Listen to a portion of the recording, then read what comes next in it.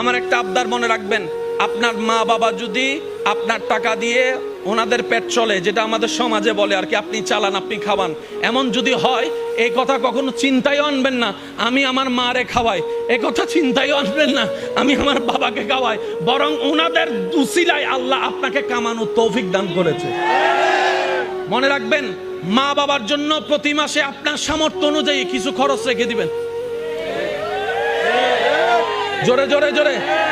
প্রত্যেক মাসে সন্তানের পক্ষ থেকে মার জন্য একটা আলাদা হাদিয়া দিবেন, বাবার জন্য একটা আলাদা হাদিয়া দিবেন।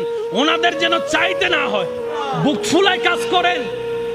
মার জন্য দেন, বাবার জন্য দেন। ঘরে বউ থাকলে বউকে বলেন, ও বউ, তোমার মা বাবা রেখে আসছো, আরেক মা বাবা এখানে আছে, আমি আমার জন্মদাতা মা বাবারও খেয়াল রাখবো। ওই মা বাবার কারণে যে তোমাকে পেয়েছি, ওই মা বাবারও খেয়াল রাখার চেষ্টা করব।